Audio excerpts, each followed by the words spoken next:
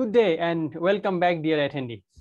I am welcoming you in the second module of Delphi Method lecture series. Today, the session would be a bit lengthy, but interesting. So please put your seatbelt on and sit tight.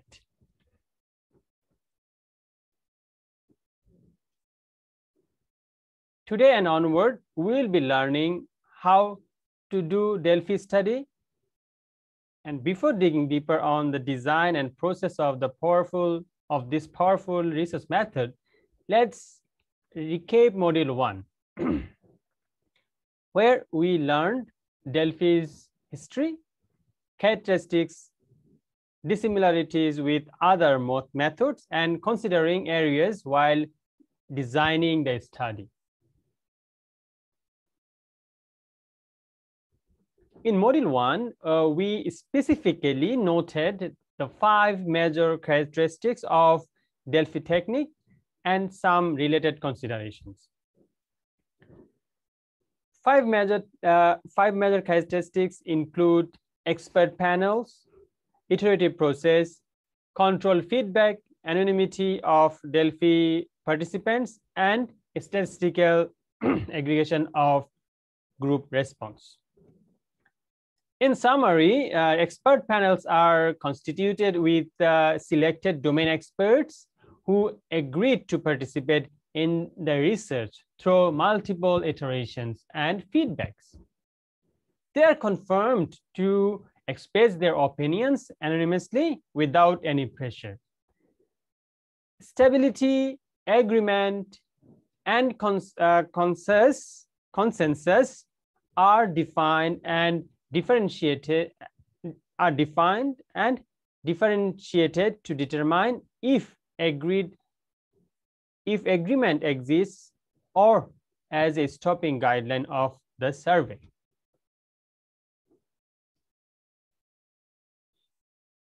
So let's begin the actual session today by knowing how to do the Delphi study. Here we will be discussing the design and process of typical Delphi studies, problem definition, and expert panel formulation, and thus starting the conducting process.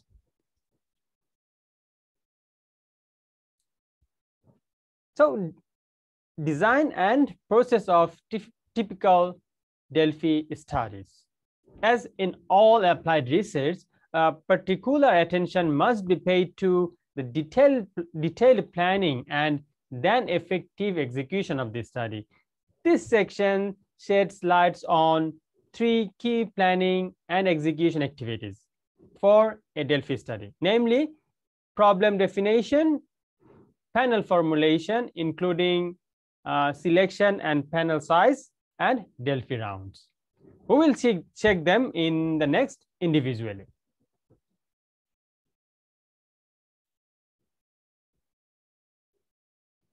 Let's discuss the first notion of Delphi's key planning and execution activities, defining the problem. As in any applied research, problem definition is an important initial step to ensure that both the nature and the scope of the problem or issue to be investigated, expected outcomes of the study, as well as the appropriateness of the Delphi method to address the specific problem. Problems are all addressed. Problem definition includes the following. Develop the research question.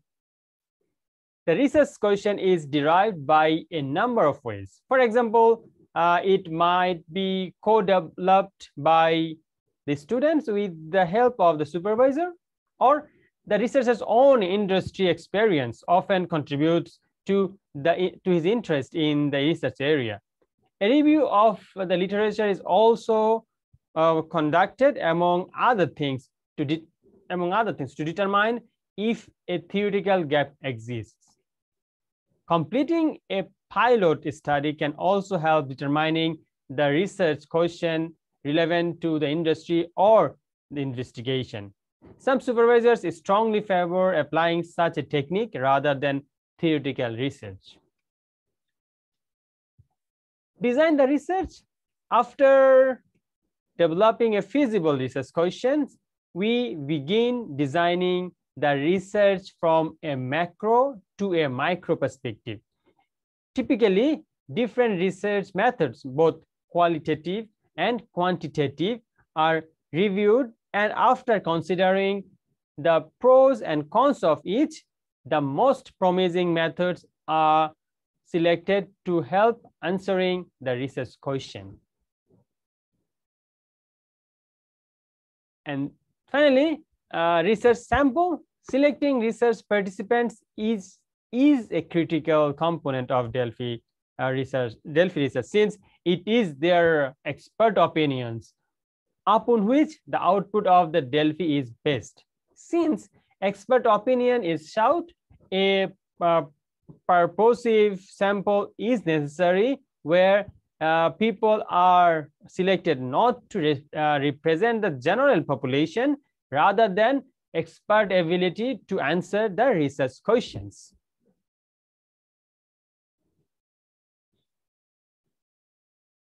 As soon as the research problem is defined, researchers focus on formulating the appropriate expert panels. The first option of such formulation is expert selection. As already mentioned, the Delphi study does not depend on a statistical sample that attempts to be representative of any population. It is a group decision mechanism requiring qualified experts who have deep understanding of the issue. Therefore, one of the most critical requirements of this method is to formulate qualified expert panels. In doing so, we need to select panel members with appropriate expertise, have appropriate panel structures, and follow appropriate approaches to take them on board. After identifying experts, researchers work on determining the panel size. A practical consideration that a researcher faces is the panel size, the sample size. While there are no hard and fast rules, these factors should be considered about this sample. Whether heterogeneous or homogeneous panels should be formed, how the quality of the decisions can be maintained or the method be managed, and the verification of the gained results. Since the success of a Delphi study mainly depends on expert opinions, we will discuss constructing essential expert panels in detail in the next of this lecture.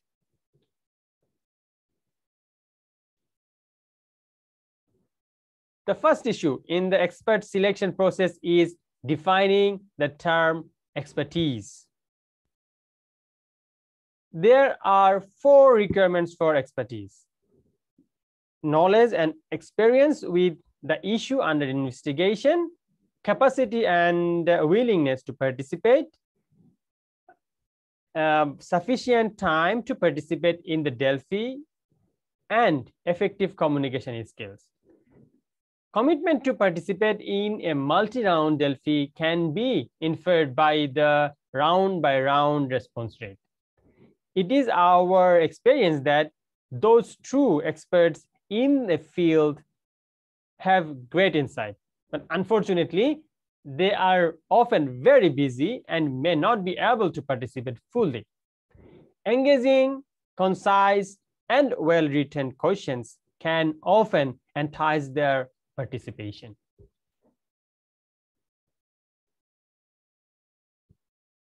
Now, let's talk about panel structure. Experts can be divided into multiple panels. Their size and constitution depends on the nature of the research question and the dimension along which the experts will probably vary. For example, 4 relevant categories of experts are common in various domains who have important and valuable knowledge about the specific area. Research area. For example, academics, practitioners, government officials, and officials of NGOs. These groups probably would have somewhat different perspectives. Since it is a goal to obtain a reasonable degree of consensus, it would be the best to have panels that separate in these groups, that are separated in these groups. This design also permits comparison of the perspectives of the different stakeholder groups.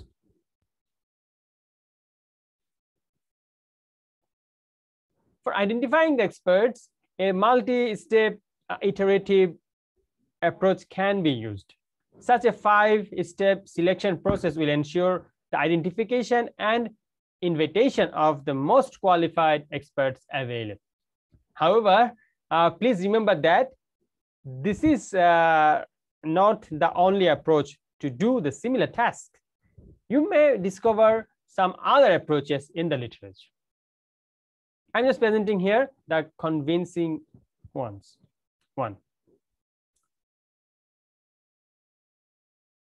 Step 1, preparing a knowledge resource nomination worksheet. We will be knowing it like KRWN afterwards. Sorry, KRNW afterwards. The purpose of the KRNW is to help categorizing the experts before identifying them in order to prevent overlooking any important class of experts. It is important to stay at a higher level at this stage, not writing down any specific names of experts, just identifying classes of experts first, such as related disciplines or skills, organization, and literature. Step 2, populating the KRNW with names. After the KRNW is completed, the actual names of the potential experts will be populated for the Delphi study. This iterative procedure will be the most fruitful in identifying the world-class experts in the investigating domain. Step 3, first round contacts, nominations for additional experts. At this point, the identified experts can be contacted for nominating others for inclusion on the list. In this initial round of contact, they will be provided with a brief description of the Delphi study in order to check their biographical matching. The target here is to extend the KRNW to ensure maximum enclosure of experts in the area of investigation. Step 4, ranking experts by qualifications. At this step, the qualifications of those on the large list of experts are compared and ranked in priority for invitation to the study. When the required number is reached, we can stop inviting them. And finally, step 5, inviting experts to the study. Based on the ranking, each panelist is contacted. The subject of the study and the procedures required for it can be explained now. The required commitment should also be discussed here, and it is recommended that the literature that the first questionnaire should be sent to each expert in the same day they confirm their desire to participate.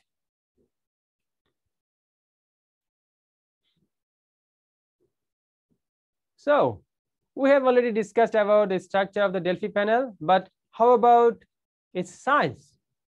Determining panel size is important, since drawing an acceptable research conclusion depends on appropriate panels with adequate and qualified panel members. We already know the considering options on panel size previously. Let's detail them here. Heterogeneous or homogeneous sample. Where the panel is homogeneous, then a smaller sample of between 10 to 15 people may yield sufficient results. However, if different groups are involved, such as an international study, then a larger sample will likely be required and several hundred people might participate. A word of caution here needs to be extended to the new researchers that heterogeneous groups can greatly increase the complexity and difficulty of collecting data, reaching consensus, conducting analysis, and verifying the results. Then decision quality or Delphi manageability trade-offs. There is a reduction in group error or an increase in decision quality as sample size increases. However, above a certain threshold, managing the Delphi process and analyzing the data becomes cumbersome in return for marginal benefits. Finally, internal or external verification. The larger the group, the more convincingly the results can be said to be verified. However, a smaller sample might be used with results where verification conducted with follow-up research. For master thesis, often a single Delphi study will often serve the purpose. However, for a PhD dissertation, the Delphi is usually verified with a follow-up study. For example, extended or in-depth interviews or surveys.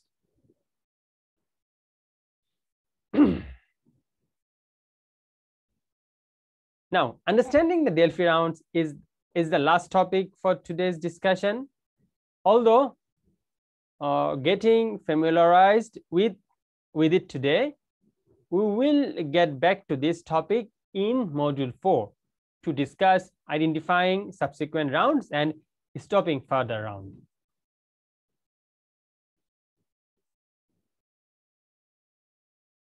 The number of rounds, again, is variable and dependent upon the purpose of the research. A 2 or 3 iteration Delphi is sufficient for most research.